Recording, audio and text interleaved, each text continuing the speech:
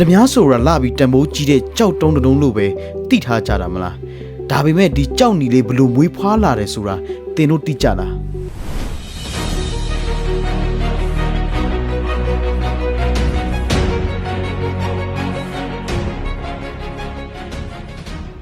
ကမ္ဘာမြေပုံပေါ်မှာပထမမြေလို့တင်စားခေါ်ဝေါ်ကြတဲ့နေရာတစ်ခုရှိပါတယ်။အဲဒါကတော့မြန်မာနိုင်ငံရဲ့မြောက်ပိုင်းမှာရှိတဲ့မိုးကုတ်မြို့လေးပါပဲ။ဒီနေရာကနေထွက်ရှိတဲ့ပထမဟာ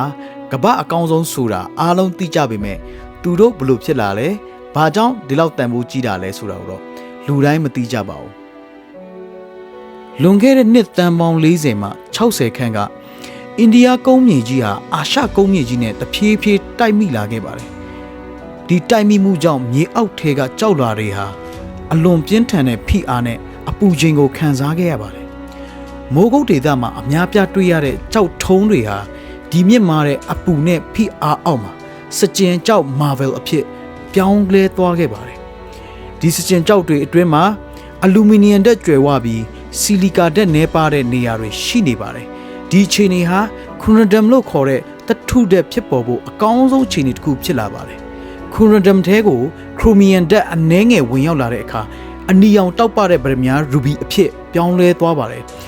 ခရိုမီယန်မရှိတော့ရင်ခရိုနိုဒမ်ဟာ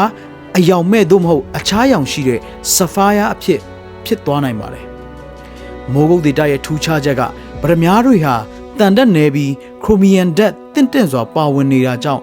နေရောင်အောက်မှာ Fijian blood red လို့ခေါ်တဲ့ခိုသွေးရောင်အနီရောင်တောက်ပမှုကိုပေးစွမ်းနိုင်တာပါဒီလိုအယောင်မျိုးဟာကဘာပေါ်မှာအလွန်ရှားပါပြီးတန်ဖိုးအမြင့်ဆုံးပရမ ्या အယောင်ဖြစ်သတ်မှတ်ထားကြပါတယ်ဒီလောက်တန်ဖိုးကြီးတဲ့ကြောက်တွေကိုရဖို့ဆိုတာမလွယ်ကူပါဘူးမိုးကုတ်မှာမြေနီချင်းသို့မဟုတ်တွင်းလို့ခေါ်တဲ့မြေအောက်လိုင်ကောင်းတွေကိုတူးရပါတယ်အလုတ်သမားတွေဟာမြေကြီးအောက်ပေပေါင်းများစွာအထိဆင်းပြီးကြောက်မြက်တွေပါတဲ့မြေလွှာကိုရှာဖွေကြရတာပါပြီးတဲ့အခါရေဆက်ပြီးကြောက်ရိုင်းတွေကိုရွေးထုတ်ရပါတယ်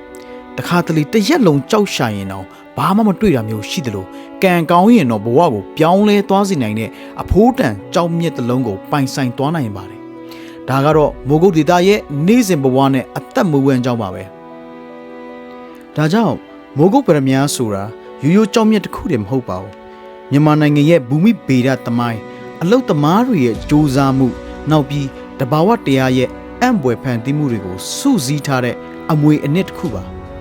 ဒီနေ့ဗီဒီယိုကနေမိုးကုတ်ပရမ ्या အကြောင်းကိုနည်းနည်းပို့ပြီးနားလည်သွားမယ်လို့မျှော်လင့်ပါတယ်ဒီထက်ပို့ပြီးသိချင်တဲ့အချက်တွေရှိရင် comment မှာရေးခဲ့ပေးပါဦးနော်ကျွန်တော်ရဲ့ channel လေးကို like follow and subscribe လုပ်ဖို့မမေ့နဲ့အောင်နောက်ဗီဒီယိုမှာပြန်ဆုံကြမယ်ကျွန်တော်နာမည်ဂျိုးပါ